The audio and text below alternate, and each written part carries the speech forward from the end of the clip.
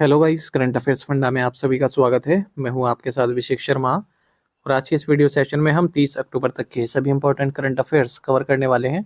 हमेशा की तरह आप इस वीडियो को अंत तक जरूर देखिएगा। आज भी आपको काफ़ी कुछ जानने के लिए मिलेगा। सेशन की शुरुआत करने से पहले आप सभी को बताना चाहूँगा यदि आप हमारे daily current affairs PDF, weekly PDF, monthly PDF और हर महीने के banking and economic awareness PDF चाहते हैं तो करंट अफेयर्स फंडा का 1 ईयर मेंबरशिप प्लान आप ज्वाइन कर सकते हैं, जिसका लिंक आपको वीडियो के डिस्क्रिप्शन में या फिर फर्स्ट कमेंट में मिल जाएगा। आपको बता दें, इस 1 ईयर मेंबरशिप प्लान के तहत जितना भी हमारा पीडीएफ कंटेंट है वो हम आपको 1 साल तक के लिए प्रोवाइड कराते हैं, जिसे आप डाउनलोड कर सकते हैं, प्रिंट आउट भी निकलवा सकते हैं। इसके लिए चाहे तो आप करंट अफेयर्स फंडा ऐप को यूज़ कर सकते हैं या फिर अपने लैपटॉप या सिस्टम की मदद से वेब लॉगिन भी कर सकते हैं। कोई भी आपका एग्जाम हो, बैंकिंग, एसएससी, रेलवे या फिर स्टेट पीसीएस, जहाँ पर भी जनरल अवेयरनेस या करंट अफेयर्स पूछे जाते हैं, सभी एग्जाम्स के लिए हमारा पीडीएफ कंटेंट काफ़ी यूज़फुल है। इस पीडीएफ कोर्स में हम आपको RBI circulars, financial awareness, digital awareness, banking awareness, general and economic awareness सब कुछ प्रोवाइड करा रहे हैं। आरबीआई सर्कुलर्स की बात करें तो इस बार जो आईबीपीएस पीओ मेंस एग्जामिनेशन हुआ उसमें भी आरबीआई सर्कुलर से क्वेश्चन पूछे गए थे, क्योंकि मेंस सिलेबस का हिस्सा था आरबीआई सर्कुलर्स। इन्हें आप आरबीआई की वेबसाइट से पढ़ सकते हैं, वहाँ पर अवेलेबल रहते हैं। पर प्रॉब्लम यह है कि काफ़ी लेंदी होते हैं और फाइनेंशियल और इकोनॉमिक टर्म्स इनमें काफ़ी यूज़ होती है, तो आपको समझने में समय लग सकता है। इसी काम को करंट अफेयर्स फंडा ने काफ़ी आसान कर दिया है। हमने जितने भी आरबीआई सर्कुलर्स हैं पिछले 5-6 महीनों के, उन्हें काफ़ी इजी लैंग्वेज में पीडीएफ फॉर्मेट में रेडी किया है और समझने में काफ़ी आसानी हो जाए, क्योंकि जितने भी रिलेवेंट फैक्ट्स सबको इंक्लूड किया गया है, इरेलेवेंट फैक्ट्स को हटा दिया गया है ताकि इंपॉर्टेंट पॉइंट्स हाईलाइट हो सकें। हर एक आरबीआई सर्कुलर के साथ आपको एमसीक्यूज भी देखने के लिए मिलते हैं, तो आपकी प्रैक्टिस भी काफ़ी अच्छी हो जाएगी। बाकी बैंकिंग अवेयरनेस कोर्स इसमें कंप्लीट अवेलेबल है, न केवल आपके बैंकिंग मेंस एग्जाम के लिए, बल्कि अगर आप बैंकिंग इंटरव्यूज़ देते हैं जैसे SBI PO, IBPS PO, RRB PO, even RBI grade भी, तो इन इंटरव्यूज़ में जो बैंकिंग नॉलेज आपसे पूछी जाती है उसे भी आप आंसर कर पाएंगे इस कोर्स को पढ़कर। एसएससी, रेलवे, स्टेट पे जैसे एग्जाम्स में जो इंडियन इकोनॉमी के क्वेश्चंस पूछे जाते हैं उन्हें भी आप कर पाएंगे, क्योंकि कंप्लीट इंडियन इकोनॉमी इसमें पढ़ाई गई है। इंश्योरेंस सेक्टर से संबंधित भी डेडिकेटेड चैप्टर इसमें दिया गया है ताकि इंश्योरेंस के बेसिक्स आप क्लियर हो जाएं। इंश्योरेंस की क्या हिस्ट्री रही है भारत में, प्रेजेंट स्टेटस क्या है, चाहे वो एफडीआई हो या फिर इंश्योरेंस स्कीम्स हो, टर्मिनोलॉजी हो, फ्यूचर में क्या क्या इंश्योरेंस से संबंधित हम स्कीम्स देख सकते हैं, सब कुछ इसमें कवर रह गया है। तो ये सब कुछ आपको पूरे 1 साल भर तक के लिए मिलता है पीडीएफ पैकेज, यानी कि पूरे साल भर जितने भी आपके एग्जाम्स होंगे जहाँ पर भी करंट अफेयर्स से जनरल अवेयरनेस पूछे जाएंगे, केवल यही कोर्स आपका इनफ रहने वाला है। मिलेगा कहाँ पर? करंट अफेयर्स फंडा ऐप पर। ऐप का लिंक वीडियो के डिस्क्रिप्शन में भी दिया गया है और फर्स्ट कमेंट में भी पिन कर दिया गया है। तो लिंक पर क्लिक कीजिए, ऐप को इंस्टॉल कीजिए, लॉगिन करने के बाद ये कोर्स आप बाय कर पाएंगे। फिर भी कोई डाउट आपका रहता है तो हमारा कस्टमर केयर नंबर है 8448169188, इस पर आप कॉल कीजिए या फिर व्हाट्सएप करके भी जानकारी प्राप्त कर सकते हैं। तो बिना किसी तरीके शुरुआत करेंगे इस वीडियो सेशन की। सेशन की शुरुआत हमेशा की तरह क्वेश्चन ऑफ द डे से करेंगे, जिसका आंसर आपको अभी कमेंट बॉक्स में करना है। पूछ रहे हैं, भारत का सबसे बड़ा व्यापारिक साझेदार कौन है? Who is India's largest trading partner? Options हैं आपके पास। भारत का सबसे बड़ा व्यापारिक साझेदार कौन है? European union 136 billion US dollar, China 240 billion US dollar, Russia 136 billion US dollar या फिर United kingdom 102 billion US dollar. जल्दी से आंसर कर दीजिए, फिर हम आगे बढ़ते हैं। और इस तरह के क्वेश्चन से आप प्रैक्टिस करना चाहते हैं तो हमें टेलीग्राम पर जरूर ज्वाइन कीजिएगा। करंट अफेयर्स फंडा नाम से हमारा टेलीग्राम चैनल है।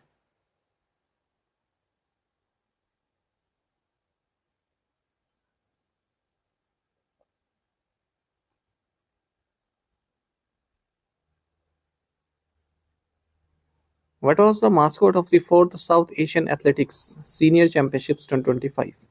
चौथी दक्षिण एशिया एथलेटिक्स सीनियर चैंपियनशिप 2025 का शुभांकर क्या था?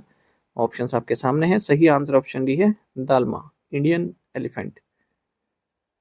तो 4th south Asian athletics senior championship 2025 की हम बात कर रहे हैं, जो कि बिरसा मुंडा स्टेडियम रांची झारखंड में संपन्न हुई है।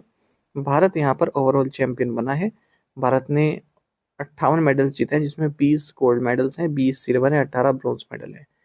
दूसरे नंबर पर श्रीलंका है, उसके बाद फिर नेपाल रहा है। इस चैंपियनशिप का मास्कॉट शुभंकर था Dalma, Indian elephant. Which organisation has collaborated with Jagruk Bharat to raise awareness about mis selling in insurance? गलत बीमा बिक्री के बारे में जागरूकता बढ़ाने के लिए किस संगठन ने जागरूक भारत के साथ सहयोग किया है? राइट आंसर ऑप्शन डी है, इंश्योरेंस समाधान। तो इंश्योरेंस समाधान, जो कि एक insurance grievance redressal and resolution platform है, इसने जागरूक भारत के साथ पार्टनरशिप की है। जागरूक भारत फर्स्ट डिजिटल प्लेटफॉर्म है और जो इस तरह के जो भी मिस सेलिंग प्रोडक्ट्स हैं उनके बारे में इंफॉर्मेशन देता है। तो इसमें क्या है, जो ये जागरूक भारत है ये इंश्योरेंस अवेयरनेस के फील्ड में इंश्योरेंस समाधान के साथ मिलकर सिटीजन्स की हेल्प करेगा कि किस तरह से आप आइडेंटिफाई कर सकते हैं इंश्योरेंस मिस सेलिंग के बारे में। डिजिटल कैंपेन चलाई जाएंगी, educational content, user centric story telling, ये सभी। Which bank has secured the contract to implement the FASTag ANPR based MLFF collection system between Gurugram and Jaipur? किस बैंक ने गुरुग्राम और जयपुर के बीच फास्टैग ANPR आधारित MLFF संग्रह प्रणाली को लागू करने का अनुबंध हासिल किया है? राइट आंसर ऑप्शन है जियो पेमेंट्स बैंक। तो जियो पेमेंट्स बैंक ने एक कॉन्ट्रैक्ट सिक्योर किया है जिसके जरिए FASTag automatic number plate recognition based MLFF collection system को इम्प्लीमेंट किया जाएगा 2 टोल प्लाजास के बीच में, गुरुग्राम और जयपुर। गुरुग्राम और जयपुर के बीच में 2 टोल प्लाजास में इसको इम्प्लीमेंट किया जाएगा।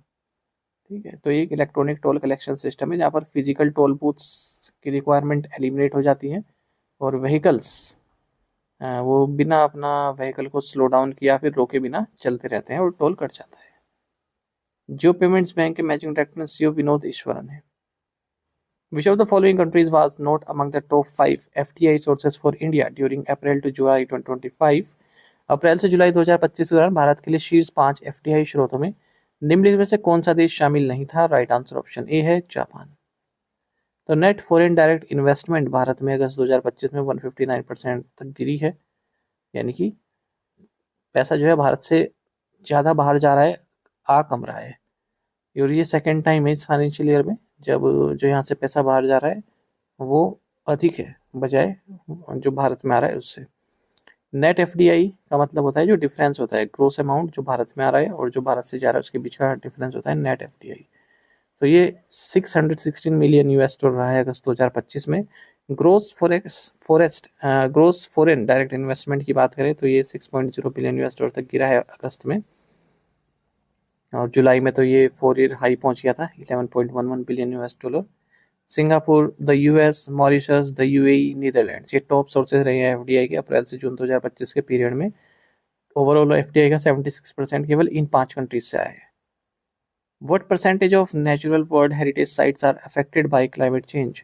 As per the IUCN World Heritage Outlook 4, IUCN विश्व धरोहर आउटलुक 4 के अनुसार कितने प्रतिशत प्राकृतिक विश्व धरोहर स्थल जलवायु परिवर्तन से प्रभावित है? राइट आंसर ऑप्शन सी है 43%।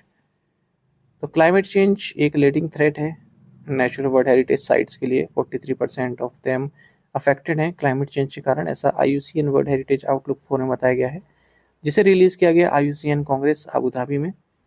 और आपको बता दें जो इन्वेसिव स्पीसीज़ हैं तो 30% उनसे प्रभावित हैं साइट्स, और अदर थ्रेट्स देखें तो डिजीज़ आउटब्रेक्स भी कंसर्निंग है, थ्रेट है। 9% of the sites high risk पर हैं इनसे, पैथोजन से, है ना। 2% साइट्स रिस्क पर है। कंटिन्यूइंग डिक्लाइन हो रहा है उनके कंजर्वेशन स्टेटस में। वेयर वर द ICG यानी कि Indian coast guard ship Ajeet and ICG ship Aparajit launched by the Indian coast guard? भारतीय तटरक्षक बल द्वारा ICG जहाज अजीत और ICG जहाज अपराजित को लॉन्च किया गया है। राइट आंसर ऑप्शन है गोवा शिपयार्ड लिमिटेड। तो इंडियन कोस्ट गार्ड ने 2 एडवांस फास्ट पेट्रोल वेसल्स जिनके नाम है ICG शिप अजीत, दूसरा है अपराजित, इन्हें लॉन्च किया है गोवा शिपयार्ड लिमिटेड पर। आंसर ये ना, हाँ 52 मीटर लॉन्ग वेसल्स हैं ये, और 8 इस तरह के फास्ट पेट्रोल वेसल्स बनने हैं, उनमें से 7वें और 8वें नंबर के हैं। मल्टी मिशन रोल्स कर सकते हैं जैसे fisheries protection, coastal patrol, anti smuggling, anti piracy, search and rescue operation, सब में काम आ सकते हैं। Which air force hosted exercise ocean sky 2025? किस वायुसेना ने अभ्यास ओशन स्काई 2025 की मेजबानी की है? राइट आंसर ऑप्शन सी है स्पेनिश एयरफोर्स। इंडियन एयरफोर्स ये फर्स्ट नॉन नेटो कंट्री बना है, यानी कि North Atlantic Treaty Organization country बना है, जिसने एक्सरसाइज ओशन स्काई 2025 में पार्टिसिपेट किया है, जो कि एक मल्टीनेशनल एयर कॉम्बैट ड्रिल है। स्पेनिश एयरफोर्स द्वारा इसको होस्ट किया गया है। ये गैंडो एयरबेस कैनरी आइलैंड पर है। यहाँ पर इस एक्सरसाइज को किया गया है। Which country hosted the Asia Pacific accident investigation group meeting and workshop for the first time? किस देश ने पहली बार एशिया प्रशांत दुर्घटना जांच समूह की बैठक और कार्यशाला की मेजबानी की? राइट आंसर ऑप्शन ए है इंडिया। तो भारत ने Asia Pacific accident investigation group meeting and workshop को होस्ट किया है पहली बार नई दिल्ली में। एयरक्राफ्ट एक्सीडेंट इन्वेस्टिगेशन ब्यूरो जो कि मिनिस्ट्री ऑफ सिविल एविएशन के तहत आती है, इसने इस इवेंट को ऑर्गेनाइज किया है। इनोग्रेट किया गया इसे union minister of civil aviation Ram Mohan Naidu के द्वारा। वही जो एक्सीडेंट होते हैं, इंसिडेंट इन्वेस्टिगेशन अथॉरिटीज से संबंधित किस तरह से कोलैबोरेशन हम बढ़ा सकते हैं, उस पर ये फोकस रही है summit. What is the total amount of the loan approved by the World Bank for the Kerala Health System Improvement Program? Kerala स्वास्थ्य प्रणाली सुधार कार्यक्रम के लिए विश्व बैंक द्वारा स्वीकृत ऋण राशि कितनी है? राइट आंसर ऑप्शन सी है $400 मिलियन। वर्ल्ड बैंक ने $400 मिलियन का लोन अप्रूव कर दिया है Kerala health system improvement programme के लिए, और 70% ऑफ फंडिंग यानी कि $280 मिलियन ये वर्ल्ड बैंक से आएंगे। बाकी स्टेट गवर्नमेंट इसको पूरा करेगी। केरल का जो पब्लिक हेल्थ सिस्टम है इसको मजबूत करने के लिए, इसको इम्प्रूव करने के लिए, इसकी एफिशिएंसी बढ़ाने के लिए लोन लिया गया है। Which Indian naval ship successfully completed a joint hydrographic survey with the Mauritius hydrographic service? पूछना है कि किस भारतीय नौसैनिक जहाज ने मॉरिशस हाइड्रोग्राफिक सेवा के साथ संयुक्त हाइड्रोग्राफिक सर्वेक्षण सफलतापूर्वक पूरा किया है? राइट आंसर ऑप्शन ए है INS सतलज। INS सतलज ने एक जॉइंट हाइड्रोग्राफिक सर्वे कंप्लीट किया है मॉरिशस हाइड्रोग्राफिक सर्विस के साथ, और लगभग 35,000 स्क्वायर नॉटिकल माइल्स का एरिया इन्होंने कवर किया है। This initiative will significantly contribute to marine charting, coastal regulation, resource management and long-term environmental planning, thereby supporting Mauritius' blue economy goals. Which Indian company signed an MOU with Russia's PJSC United Aircraft Corporation to manufacture SJ-100 regional jets in India? किस भारतीय company ने भारत में SJ-100 क्षेत्रीय jet बनाने के लिए रूस के PJSC यूनाइटेड एयरक्राफ्ट कॉर्पोरेशन के साथ समझौता ज्ञापन पर हस्ताक्षर किए हैं? राइट आंसर ऑप्शन डी है हिंदुस्तान एरोनॉटिक्स लिमिटेड। तो गवर्नमेंट के स्वामित्व वाली हिंदुस्तान एरोनॉटिक्स ने MOU साइन किया है रशिया की public joint stock company United aircraft corporation के साथ। इस कंपनी को US द्वारा सैंक्शन किया गया है, प्रतिबंध लगाया गया है, और ये MOU इसलिए साइन किया गया है, जो ये रशिया की कंपनी है ये SJ-100 रीजनल जेट्स भारत में बनाएगी। ठीक है, अगर ये MOU बिल्कुल सक्सेसफुल हो जाता है तो फर्स्ट पैसेंजर जेट SJ-100 बन जाएगा जो भारत में मैन्युफैक्चर किया जा रहा है। इसे सुखोई सुपर जेट 100 भी बोला जाता था पहले। According to the central government's first ever publication on forest accounting, India's total forest cover increased by how much between 2010-11 and 2021-22? One लेखांकन पर केंद्र सरकार के पहले प्रकाशन के अनुसार 2010-11 और 2021-22 के बीच भारत का कुल वन क्षेत्र कितना बढ़ गया? राइट आंसर ऑप्शन सी है 2.5%। तो इंडिया का जो फॉरेस्ट कवर है ये 2.5% बढ़ा है 2010-11 और 2021-22 के बीच में। जो वेरी डेंस फॉरेस्ट है ये 22.7% तक बढ़े इस पीरियड में, ऐसा बताया गया है। सेंट्रल गवर्नमेंट का जो फर्स्ट एवर डेडिकेटेड पब्लिकेशन है फॉरेस्ट अकाउंटिंग, उसमें बताया गया है। मॉडरेट डेंस फॉरेस्ट कैटेगरी में डिक्लाइन देखने को मिला है।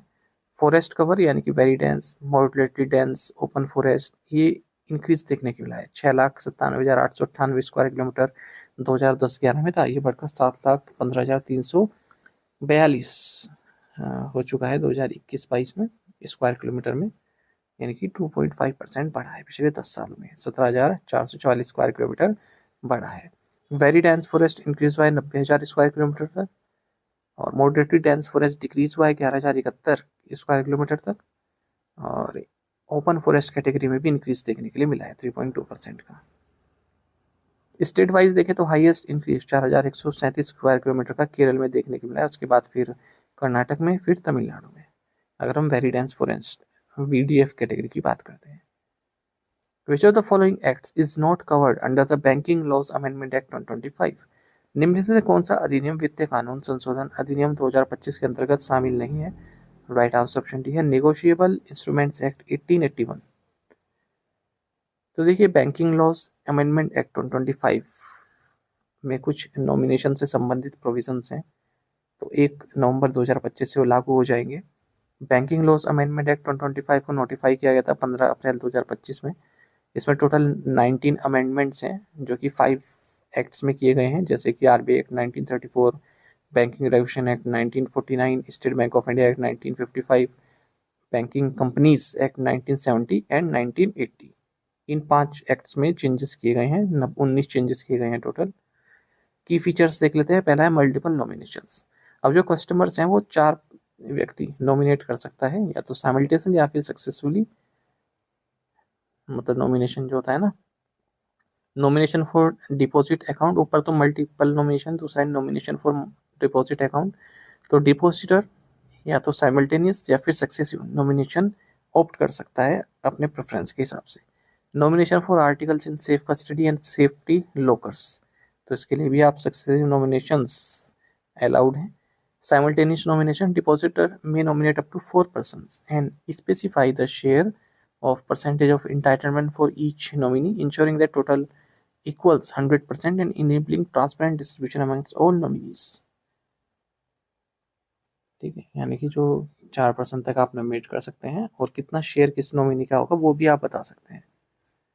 सक्सेसिव नॉमिनेशन फिर से, individuals maintaining deposits, articles in safe custody और लोकल्स। ठीक है, ये भी 4 नॉमिनीज स्पेसिफाई कर सकता है।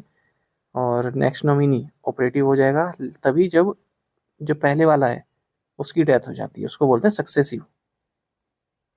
यानी कि एक नहीं रहा तब दूसरा नॉमिनेशन आएगा।